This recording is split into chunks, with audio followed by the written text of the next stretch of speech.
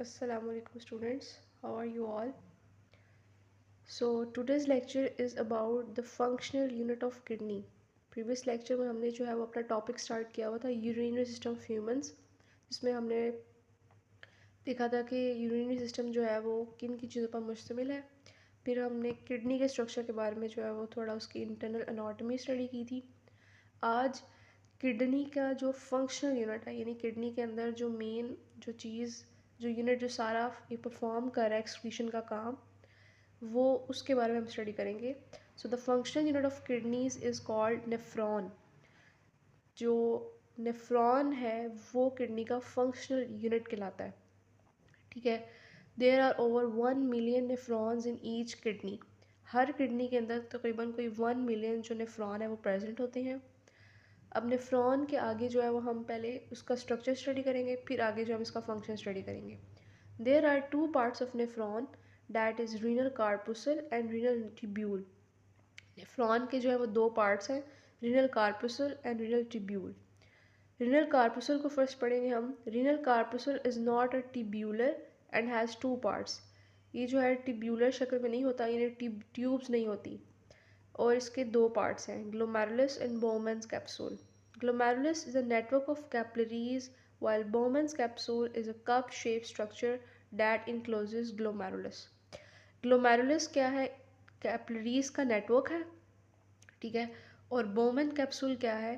Cup shape structure है जिसके अंदर ग्लोमेरुलस प्रेजेंट होता है। तो ये हो गया रीनल कार्पुसल के दो पार्ट्स। नेक्स्ट है नेफ्रॉन का दूसरा part, renal tubule. Renal tubule is a part of nephron which starts after Bowman's capsule. तो जहाँ पे बोमन कैप्सूल जो है वो ख़त्म होता है, उसके अगला पार्ट रीनल ट्यूब्यूल जो है वो शुरू हो जाता है। Its first portion is called proximal convoluted tubule.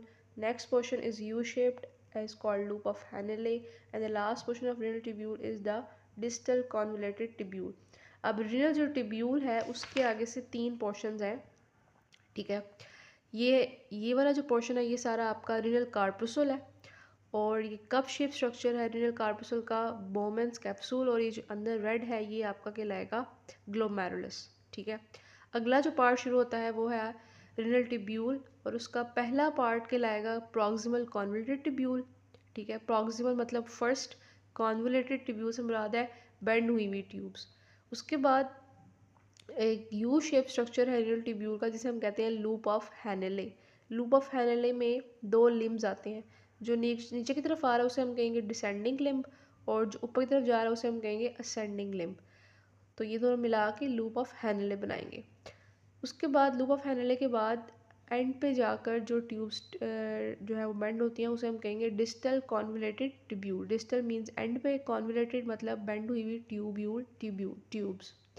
तो ये तीनों चीज़ें मिलके ये लूप ऑफ हैनेले और ये प्रॉक्सिमल कॉन्वोल्यूटेड ट्यूब्यूल मिलके बनाती हैं रीनल ट्यूब्यूल वाला पार्ट नेफ्रॉन का। उसके बाद the distal convoluted tubules of many nephrons open in a single collecting duct, ठीक है। जो डिस्टल कॉन्वोल्यूटेड ट्यूब्यूल है वो बहुत से नेफ्रॉन्स का वो इकट्ठा होता है और एक कलेक्टिंग डक्ट बनाता है, ठीक है। एक जो है वो नाली बनती है जिसे हम कहते हैं सिंगल कलेक्टिंग डक्ट। जब बहुत ज़्यादा collecting ducts, many collecting ducts join together इकट्ठी होती हैं तो क्या बनाती हैं? Form several hundred papillary ducts. तो वो कहलाती हैं पेपिलरी डक्ट्स बनाती हैं, विच ड्रेन इनटू रीनल पेल्विस, और वो जो है आगे रीनल पेल्विस के अंदर अपना मटेरियल ड्रेन करती हैं। यानी कि ये सारे जो पिरामिड्स हैं इनके अंदर नेफ्रॉन प्रेजेंट है। नेफ्रॉन जो है वो कलेक्टिंग डक्ट के अंदर अपनी जो है वो अपना मटेरियल डालती हैं, कलेक्टिंग डक्ट से आगे पेपिलरी डक्ट में डालती हैं, और फिर आगे रीनल पेल्विस में आता है, और रीनल पेल्विस से आगे मटेरियल यूरेटर में, और फिर यूरेटर से आगे जो है वो ब्लैडर में आता है, और फिर यूरेथ्रा से और फिर आउटसाइड द बॉडी हमारा यूरिन जो है वो निकल जाता है। सो ये हो गया इसका स्ट्रक्चर। तो नेक्स्ट हमारे पास जो है इसका फंक्शन, कि ये फंक्शन जो है वो कैसे अपना काम जो है परफॉर्म करता है। फंक्शन ऑफ किडनी में the main function of kidney is urine formation. Kidney का जो मेन फंक्शन है वो क्या है? यूरिन का बनना। It take place in 3 steps, और ये 3 स्टेप्स के अंदर ये प्रोसेस होता है। पहला स्टेप है प्रेशर फिल्ट्रेशन, दूसरा है सेलेक्टिव रीअब्जॉर्प्शन, और तीसरा है ट्यूब्यूलर सिक्रीशन। यानी कि ये जो यूरिन का बनना है असल में ये ब्लड से ही बनता है। यानी ब्लड के अंदर से जो एक्सेस चीज़ें होती हैं वो जो है वो यूरिन में बनाती हैं। ठीक है, तो प्रेशर फिल्ट्रेशन पहला स्टेप है, इसको हम पढ़ते हैं। When blood enters the kidney where renal artery, यानी ब्लड एंटर्स होता है किडनी के अंदर, कहाँ से? रिनल आर्टरी के ज़रिए। ठीक है, वो आर्टरी जो है वो आर्ट्रियोज में डिवाइड होती है। ठीक है, और आर्ट्रियोज में डिवाइड होते होते वो ग्लोमेरुलस तक जो है वो पहुँच जाती है। यानी ये जो रेड चीज़ें नज़र आ रही है ये ग्लोमेरुलस है, यहाँ तक जो है वो आप पहुँच जाती हैं वो capillaries. Pressure of the blood is very high, and so most of the water, salts, glucose, urea of the blood is forced out of the glomerular capillaries.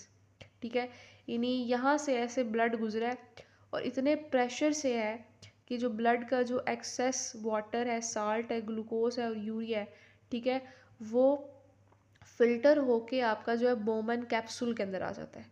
ठीक है, यही बात वो यहाँ पे कह रहा है कि कैपलरीज जो है वो ग्लोमेरुलस की उससे बाहर आके मटेरियल जो है वो कैप्सूल के अंदर आ जाता है, और जो मटेरियल आपका आता है उसे हम कहते हैं ग्लोमेरुलर फिल्ट्रेट। तो ये हो गया पहला स्टेप, प्रेशर फिल्ट्रेशन, यानी प्रेशर से ब्लड आता है। तो ब्लड जब यहाँ पे इसके अंदर आता है ग्लोमेरुलस के अंदर, यहाँ से ब्लड की जो है फिल्ट्रेशन हो जाती है, और जो एक्सेस मटेरियल होता है वो इसके अंदर आ जाता है बोमन कैप्सूल के अंदर। ठीक हो गया, और जो एंड पे जो मटेरियल आता है फिल्ट्रेशन के बाद उसे हम कहते हैं ग्लोमेरुलर फिल्ट्रेट। नेक्स्ट स्टेप है सेलेक्टिव रीअब्जॉर्प्शन, यानी अगर कोई चीज़ हमारी बॉडी के लिए ज़रूरी है तो उसकी दोबारा रीअब्जॉर्प्शन हो जाती है, यानी वो दोबारा ब्लड में चल जाती है। तो ये जो सारा लूप ऑफ हैनले यहाँ पे दिखाया हुआ है, प्रॉक्सिमल कॉन्वर्टेड टिब्यूल है, डिस्टल है, इस इन सब के गिर्द जो है वो ब्लड की जो है वो आर्टरीज और वेन्स और आर्ट्रियोज कैपिलरीज प्रेजेंट होती हैं। ठीक है, जैसे यहाँ पे दिखाया हुआ है इन्होंने, ये देखें, ये आपका प्रेशर फिल्ट्रेशन हुई है, उसके बाद ये सारी जो आपका रिनल टिब्यूल का पार्ट है उसके इर्द जो है वो ब्लड की जो है वो वेजल्स प्रेजेंट है। तो रीअब्जॉर्प्शन में दोबारा जो है अगर कोई चीज़ जो है वो चाहिए बॉडी को तो वो दोबारा ब्लड के अंदर जज़ब हो जाती है। In this step about 99% of glomerular filtrate is reabsorb into blood capillaries surrounding renal tubule. वही बात कि 99% जो ग्लोमेरुलर फिल्ट्रेट आया है वो दोबारा ब्लड कैपिलरीज में रीअब्जॉर्ब हो जाता है जो रीनल टिब्यूल के इर्द गिर्द प्रेजेंट है। अब ये प्रोसेस होता कैसे है? ये रीअब्जॉर्प्शन का ऑस्मोसिस का प्रोसेस है, डिफ्यूजन के प्रोसेस से, एक्टिव ट्रांसपोर्ट से। Some water and most of the glucose is reabsorbed from the proximal convoluted tubule, यानी ये जो प्रॉक्सिमल कॉन्वोल्यूटेड टिब्यूल है जैसे यहाँ पर, ठीक है, यहाँ पर जो है वाटर और ग्लूकोज की रीअब्जॉर्प्शन जो है वो होती है। Here salts are reabsorbed by active transport and then water followed by osmosis. यानी साल्ट्स जो है वो एक्टिव ट्रांसपोर्ट से रीअब्जॉर्ब होते हैं, यानी बेशक ब्लड में पहले साल्ट की कंसंट्रेशन है लेकिन फिर भी एक्टिव ट्रांसपोर्ट एनर्जी की मदद से जो है वो साल्ट्स को और रीअब्जॉर्ब किया जाता है।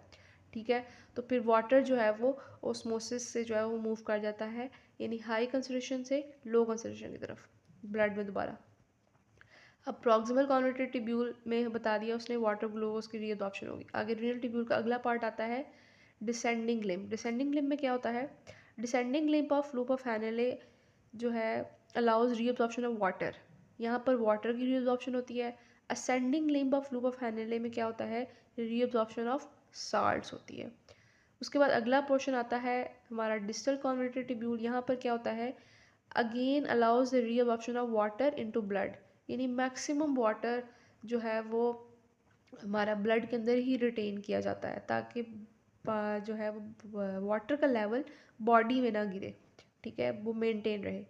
तो रीअब्जॉर्प्शन के स्टेप में जो है वो बताया गया है कि कैसे रिनल टिब्यूल्स में ब्लड ग्लूकोज और वाटर की जो है वो रीअब्जॉर्प्शन होती है। थर्ड स्टेप हमारा आता है ट्यूब्यूलर सिक्रीशन, कि कैसे जो है वो इन ट्यूब्स के अंदर जो है वो ब्लड अपने डिफरेंट मॉलिक्यूल को सिक्रीट करता है। Different ions creatinine, urea, etc are secreted from blood into filtrate in the renal tubule. Renal tubule के अंदर जो ब्लड है वो डिफरेंट आयंस को या क्रिएटिनिन या यूरिया को जो है वो सिक्रीट करता है, रिलीज करता है। और ये किस लिए किया जाता है? This is done to maintain blood at normal pH 7.35 to 7.45। ये ब्लड की पीएच को मेंटेन करने के लिए जो है ये प्रोसेस किया जाता है। ये एमसीक्यूज में भी पूछा जा सकता है कि ब्लड की जो है वो ह्यूमन ब्लड की जो पीएच है वो नॉर्मल क्या है। After the above mention steps, अब ये सारे स्टेप्स जब हो जाते हैं तो filtrate present in renal tubules is known as urine. तो जो रीनल ट्यूब्यूल के अंदर जो चीज़ प्रेजेंट है फिल्टर हुई हुई उसे हम क्या कहते हैं, यूरिन। और यूरिन जो है वो आगे कलेक्टिंग डक्ट में इकट्ठा होता है, वहाँ से फिर आगे जो है वो पेल्विस में जाता है। ठीक है, यहाँ पे कलेक्टिंग डक्ट से आगे जो है पेल्विस में जाता है, पेल्विस से आगे यूरेटर में, और यूरेटर से फिर आगे हमारी बॉडी के आउटसाइड चला जाता है। यहाँ पर जो है एक चार्ट दिया हुआ है इन्होंने है कि यूरिन की जो है वो नॉर्मल कंपोजिशन में क्या क्या चीज़ें आती हैं। वाटर 95%, यूरिया 9.3 ग्राम पर लीटर, क्लोराइड आइंस 1.87 ग्राम पर लीटर, सोडियम आइंस 1.17 ग्राम पर लीटर, पोटाशियम आइंस 0.750 ग्राम पर litre, other ions and compounds variable amounts. तो ये भी एमसीक्यूज के जरिए अक्सर जो है पूछा जा सकता है। So this is all about the urinary system of humans, कैसे जो है वो यूरिनरी सिस्टम के अंदर कौन कौन सी चीज़ें आती हैं, और यूरिनरी सिस्टम जो एक्सक्रीशन का फंक्शन परफॉर्म कर रहा है वो कैसे जो है वो ये सारे वेस्ट को जो है वो बॉडी से बाहर यूरिन की शक्ल में निकालता है। तो नेक्स्ट हम जो है वो अगले लेक्चर में अपना नेक्स्ट टॉपिक जो है वो कंटिन्यू करेंगे।